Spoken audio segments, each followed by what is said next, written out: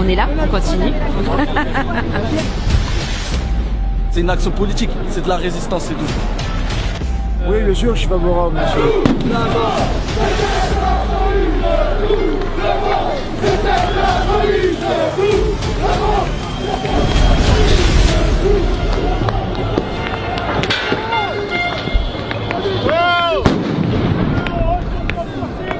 C'est l'histoire d'une cocotte minute qui finit par exploser. 18 semaines de mépris, de procès en sorcellerie, de mutilation, de matraquage, de nasse, de condamnation à la chaîne. Peut-on vraiment s'étonner que cette stratégie du pourrissement débouche sur un jaillissement de violence et l'escalade infernale qui l'accompagne? Tout a commencé à 10h, gare Saint-Lazare. C'est le grand débat qui se termine. Et puis, nous, le grand débat, on va le continuer. Parce qu'on n'est pas OK avec ce qui se passe. On sait que c'est un grand mensonge, en fait. Bon, et si ça marche pas, qu'est-ce que vous faites? On sera là samedi prochain. On lâchera pas. Action coup de poing. On est là, on continue.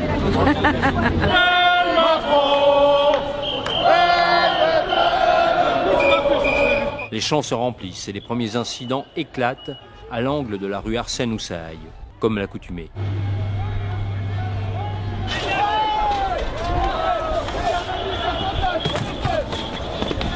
La liberté se prend comme se donne la vie, avec violence et dans le bruit. La citation est de Sean Hart, grande figure du street art.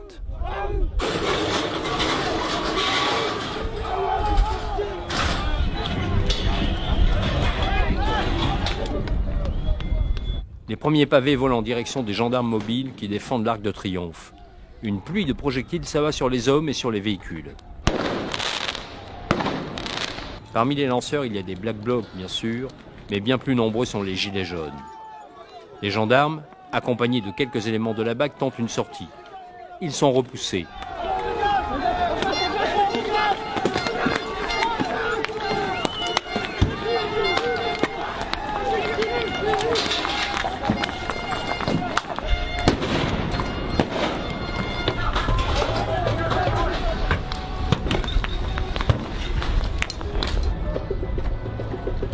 Les premières grenades GLIF-4 sont tirées. Sur l'avenue, des ébauches de barricades sont enflammées. On brûle le drapeau américain.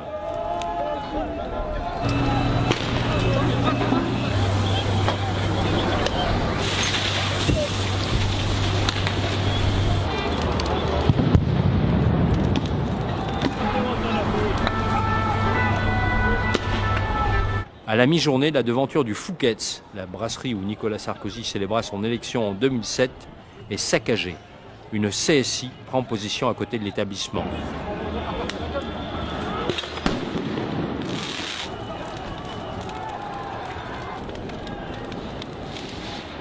Le magasin Longchamp est vandalisé. Certains gilets jaunes ne condamnent pas. Oui, bien sûr, je suis favorable, monsieur. Nos retraites sont en danger, les salariés sont en danger. Les chômeurs ne sont pas indemnisés comme prévu. On enlève tous les anciens, ils ont eu les congés payés en 36 et nous on a quoi? On n'a plus rien aujourd'hui. Mais tous les gilets jaunes n'approuvent pas la violence. Mais bon, quand on voit là ce qui se passe là, ils cassent tout. Du coup on est là et puis on sait même pas ce qu'on doit faire. Je n'accepte pas la violence d'où qu'elle vienne, quelle qu'elle soit. Malheureusement, je crois qu'il n'y a que ça qui a été entendu jusqu'à présent. Je crains malgré tout que ça soit une surenchère et que ça soit un prétexte pour aller encore plus loin dans la violence et dans la répression. C'est une action politique. C'est pas comme ils essaient de nous faire croire, ouais, les casseurs, ils cassent tout, juste l'histoire de casser. Ils cassent des cibles bien précises et je pense que oui, c'est nécessaire. Et c'est ce qui leur fait peur. La preuve en est, c'est que là, pendant les 4 mois, les seules fois où Macron il a parlé à la télé, c'est quand tout avait été cassé, quand l'Arc de Triomphe il avait été tagué et compagnie. Donc c'est pas de la violence à partir du moment où on sort pas les armes et on fera pas, c'est de la résistance, c'est tout. Les interpellations se font plus rudes. Au soir de la manifestation, on dénombrera 237 interpellations, dont 200 assorties d'une garde à vue.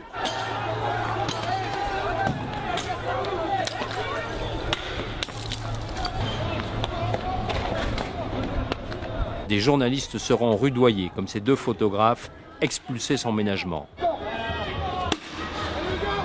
Un kiosque est à son tour incendié. Les kiosques à journaux, c'est inadmissible, c'est des petits artisans, ça.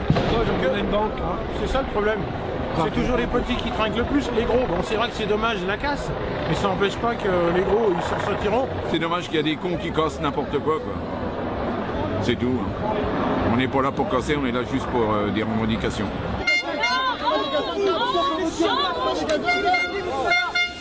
Sur la place de l'Étoile, l'accalmie prend fin.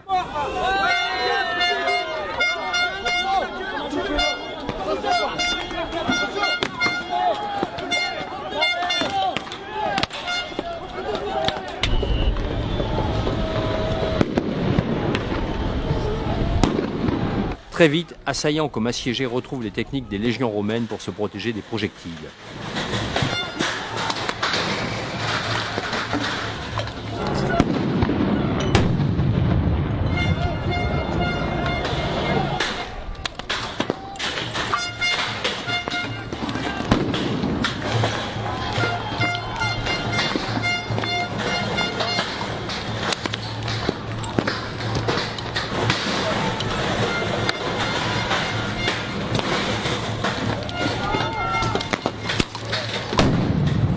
Les heurts feront 42 blessés parmi les manifestants et 17 du côté des forces de l'ordre.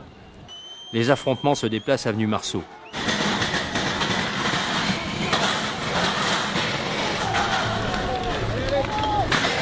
Le canon à eau bloque la progression des manifestants.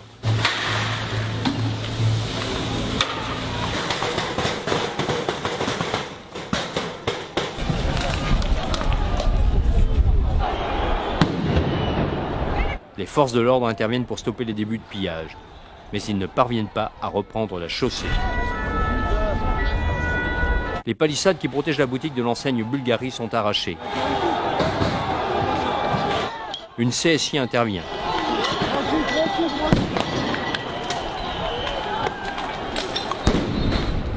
Deux policiers se sont enfoncés dans la foule. Ils sont pris à partie.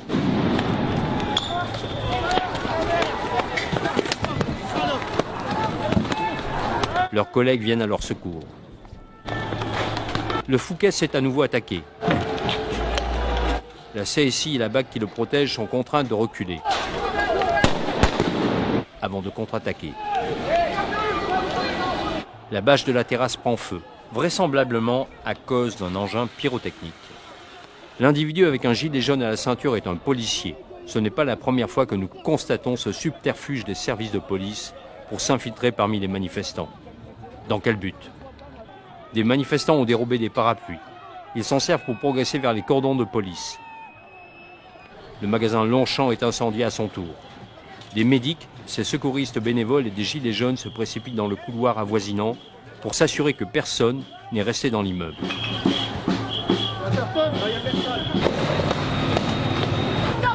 Reculez! C'est comme ça, je vous le dis! Regarde le mec qui caillasse en face. Miguel! Je sais pas comment il caillasse. Bah, je sais, mais je vois pas, il y a trop de monde, je peux pas tirer là. Les arrestations se multiplient. La boutique du PSG est saccagée. Les gaz lacrymogènes font suffoquer les manifestants. Affolés, certains se réfugient dans le hall d'un immeuble. Une CSI se précipite et matraque tout le monde.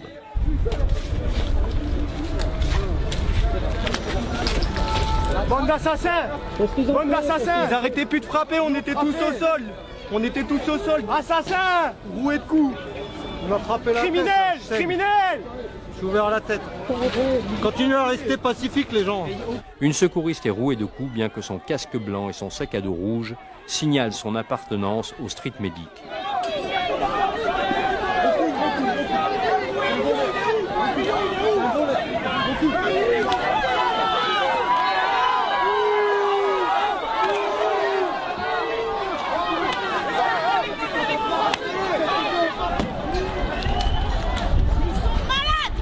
Sur la place de l'Étoile, les canons à eau dispersent ce qui reste de la manifestation au terme de 8 heures d'affrontement.